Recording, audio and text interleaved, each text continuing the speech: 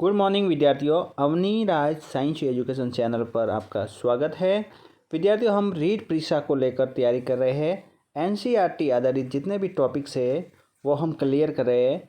आज हम पढ़ेंगे मानव श्वसन तंत्र के बारे में, साथ ही श्वसन क्या होता है और श्वसन के प्रकार क्या है। पूरा वीडियो इस पूरे टॉपिक्स मानव श्वसन के बारे में है। अगर आप मेरे चैनल पर नए हो तो अवनी राज साइंस एजुकेशन चैनल को सब्सक्राइब कर ले और बेल आइकन को प्रेस करके रखें ताकि हर नई वीडियो की अपडेट मिलती रहेंगी। विद्यार्थियों, यह एनसीईआरटी आधारित टॉपिक्स है और इससे हूबहू प्रश्न आपके देखने को मिलेगा एग्जाम के अंदर, रीट पात्रता के अंदर। देखिए विद्यार्थियों, श्वसन क्या होता है। पहले श्वसन की परिभाषा देखेंगे और कोशिका के अंदर होने वाला श्वसन क्या कहलाता है वो देखेंगे, फिर टाइप्स देखेंगे। देखिए, पोषण प्रक्रम के दौरान ग्रहण की गई खाद्य सामग्री होती है वो कोशिकाओं में होता है और जिससे विभिन्न जैव प्रक्रमों के लिए ऊर्जा प्राप्ति हो जाती है और ऊर्जा उत्पादन के लिए कोशिका में भोजन के विखंडन को कोशिकीय श्वसन कहते हैं। कुल मिलाकर जो कोशिकाओं के अंदर भोजन का विखंडन होगा इसलिए उसका नाम सेलुलर रेस्पिरेशन हो गया, यानी कोशिकीय श्वसन। अब देखेंगे इसके कौन कौन से पद से ग्लूकोज का विखंडन होता है।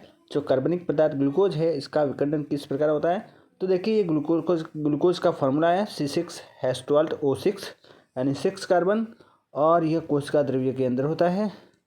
अब देखेंगे यह 3 कार्बन के अंदर बदल गया है, ग्लूकोज है वो 3 कार्बन यानी पारुवेट के अंदर बदल गया है, साथ ही ऊर्जा निकल गई।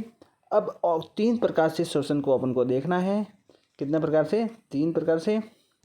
पहला है विद्यार्थी, देखिए ऑक्सीजन की जो अनुपस्थित है, एब्सेंट होगी ऑक्सीजन, जब ऑक्सीजन एब्सेंट होगी तब जो श्वसन होगा वो होगा कौन सा?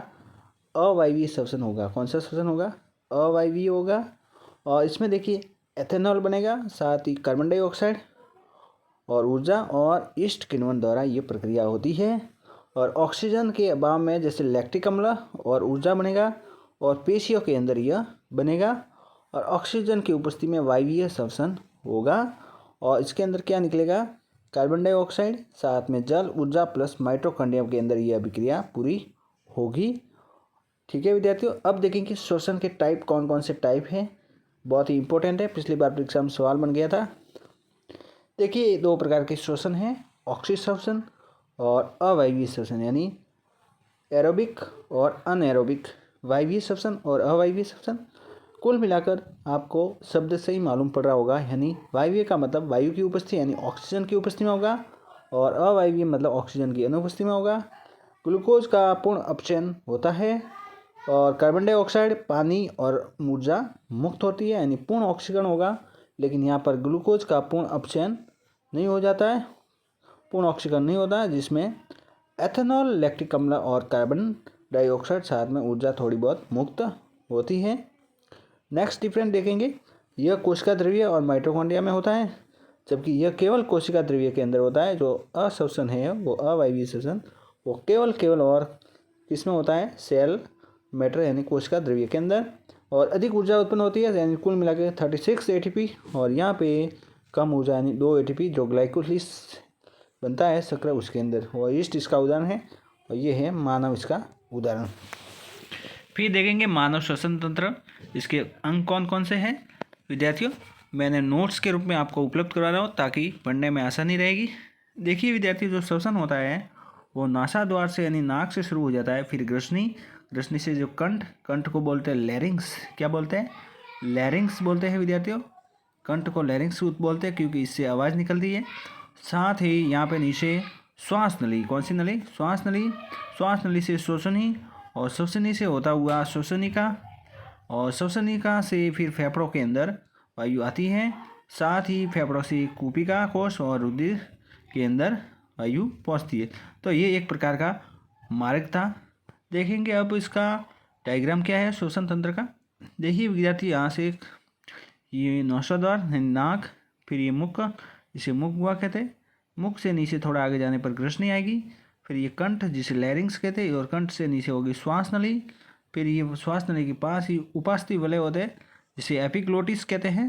साथ ही इस साइड में देखेंगे श्वसनिका, और ये छोटी छोटी ब्रांच होती है उसको श्वसनिका, और श्वसनिका के नीचे कूपिकाएँ कोश, और इधर फेफड़ों के अंदर होता है फुफ्फुस, और ये बड़ी बड़ी जो होती है वो होती है पसलियाँ हो जाएगी, क्या हो जाएगी, पसलियाँ। और नीचे वाला जो यू आकार का है वो हो जाएगा डायफ्राम, जिसे मध्यपट कहा जाता है। और ये देखिए इसका डायग्राम किसका, श्वसनिका का, जो गुब्बारे नुमा होता है, श्वसनिका। और ये होगी कुपिका। तो इसमें से सवाल पूछा जा सकता है, निम्न में से कौन सा श्वसन तंत्र का भाग नहीं है। देखिए विद्यार्थियों, अब श्वसन क्रिया किस प्रकार होगी वो देखेंगे, इंपॉर्टेंट है, पिछली बार परीक्षा में बना था। और पशु परिसर का एग्जाम हुआ, इसी में एक सवाल बन गया था यहाँ से विद्यार्थियों, तो इम्पोर्टेंट है। पिछली बार पशु परीक्षा का अभी एग्जाम हुआ है, इसी के अंदर हाल ही में सवाल इससे पूछा गया था, इससे कि अंत श्वसन किस सुनने बताइए, फेफड़ों की स्थिति क्या है, तो वक्ष हुआ ऊपर की ओर और बाहर की ओर गति करता है। इस प्रकार का सवाल पूछा गया था, पेपर में देखना आप, तो इम्पोर्टेंट है, इस सारणी से पूछा जा सकता है। तो मानव में श्वसन क्रिया देखेंगे विद्यार्थियों, अंत श्वसन क्या होगा, इंस्पिरेशन, और उत्श्वसन यानी बहिश्वसन। अंत श्वसन के दौरान वक्षुआ फैलती है, यहाँ पर उत्श्वसन के दौरान वक्षुआ में मूल आकार में वापस आ जाएगी, और पसलिया में संलग्न पसलिया सिकुड़ती है, इधर पसलियों में शीतलता आ जाती है विद्यार्थियों, वापस पुनः स्थिति में आता है। यहाँ पे वक्ष है वो ऊपर जाएगा और बाहर की ओर गति करेगा, यहाँ वक्ष अपनी पुनः वापस स्थिति में आएगा। और यहाँ पे देखेंगे वायु का दाब कम हो जाता है और वायु फेफड़ों में भर जाती है, श्वास लेंगे तब, और यहाँ पर वायु का दाब बढ़ जाता है और वायु फेफड़ों से बाहर निकल जाती है, कार्बन डाइऑक्साइड। अंतःश्वसन द्वारा देखेंगे विद्यार्थियों, अंतःश्वसन श्वास द्वारा वायुमंडल में गैसों के अंदर ले जाना, उत्श्वसन फेफड़ों द्वारा वायु से बाहर गैस को निकालना। स्थलीय जीव श्वसन के लिए ऑक्सीजन का उपयोग करते हैं और जल में रहने वाले जल में विलय ऑक्सीजन का उपयोग करते हैं। तो ये हो गया श्वसन के टाइप। अब देखेंगे इसका मार्ग कैसे हो जाता है और किस प्रकार ऑक्सीजन में ग्लूकोज का विघटन देखा जाता है। देखिए विद्यार्थियों, फर्स्ट इसका स्टेप है ऑक्सीजन समृद्ध कुपिका के अंदर जाएगी, फिर उसके बाद रक्तवाहिका के बाद में ऑक्सीजन आरबीसी से हीमोग्लोबिन के साथ मिलकर HbO2 बनाती है। उसके बाद देखेंगे धमनी द्वारा O2 का ऊतकों में पहुंचाया जाता है, ऊतकों से फिर ग्लूकोज का ऑक्सीकरण पूर्ण हो जाएगा, फिर CO2 उत्पादन बढ़ेगा। CO2 बनने के बाद क्या होगी, ये CO2 रक्तवाहिका में जाएंगे, रक्तवाहिका के बाद रक्त में विसरण द्वारा, और विसरण होने के बाद में रक्त वाहिका द्वारा कुपिका से फिर CO2 कुपिका कोश से विसरण करती हुई नसा द्वारा विसरण से बाहर आ जाएगी। तो ये एक चक्र है, क्या है, चक्र। इस प्रकार विद्यार्थी देखेंगे कि यह एक श्वसन तंत्र था और श्वसन तंत्र के बारे में हमने पढ़ा है, तो बहुत ही इंपॉर्टेंट है, यहाँ से सवाल बन सकता है विद्यार्थियों। और NCERT आधारित टॉपिक 10th क्लास जो 10वीं क्लास है उसका टॉपिक्स मैंने लिया है विद्यार्थियों।